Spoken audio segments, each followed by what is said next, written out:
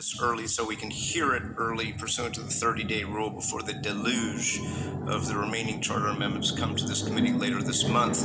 And it actually doesn't put us under pressure, so we can have kind of a longer-term conceptual charter conversation. And to that end, I wanted to just kind of highlight a number of thoughts without any specific conclusions yet, but just ruminate about them and talk about them in this committee. And I can talk to you offline because there's no Brown Act problem there. So I'll just do them in the order that I wrote notes on the subject charter amendment, starting with the, and there's no rule or reason, and different appointing charter provisions have different words around this. As a matter of fact, the commission that we just dealt with, the Port Commission, has no deadline by which the board has to act. And in this case, and this exists in other charter appointments for commissions, failure to act by the board within 60 days is deemed approval. So I wanted to throw that out as an area of discussion. Should it be 60? Is that enough time? Should it be longer? Should it be there at all? So one place to talk about it, particularly in the context of what we're hearing concerns about relative to the mayoral majority. And I say that noting that during just the course of this hearing, we have received communications by email from Glide and from the Anti-Displacement Coalition with their concerns about mayoral majority commissions.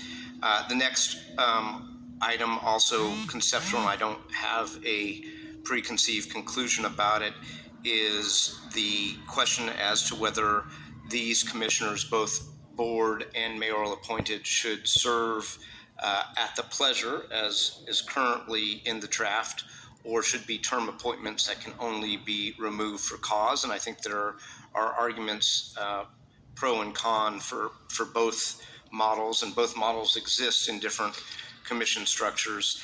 And then, as I spoke with you about this morning, Supervisor Safai, in looking at page 4 and the charter requirement that no later than May 1st of 2023, the board would enact by ordinance certain things as it relates to the local homeless coordinating board and the shelter monitoring committee, and I think you have fixed, if you will, the Our City, Our Home Oversight Committee by adding in addition to instead of in lieu of. But I note that the structures of both the local homeless coordinating board, which we are really required to have pursuant to federal law, is a evenly split body with 4 mayoral appointees, 4 board of supervisors appointees, and a tiebreaker, if you will, appointment by the controller. And the shelter monitoring committee is entirely board appointed.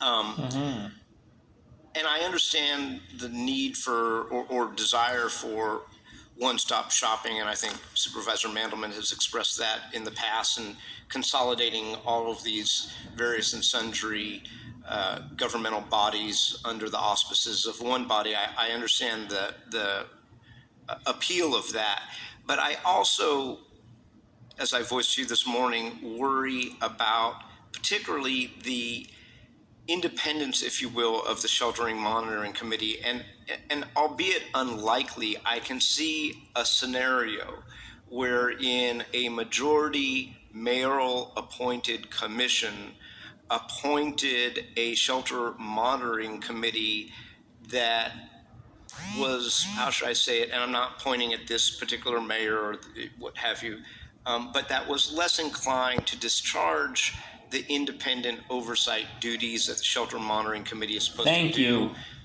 with its staff at the Department of Public Health.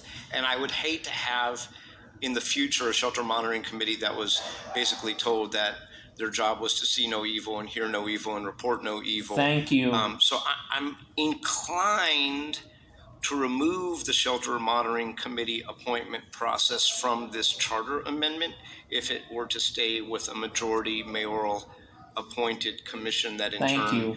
appointed this committee. Anyway, those are my high-level thoughts after doing what I always do before these things come to us, which is to sit down and read it and think about it, which is what I did this weekend. So I'll leave those out as food for thought, but the amendments that you've brought seem acceptable to me. And with that, I will turn it over Me too. to Supervisors Chan and then Mandelman.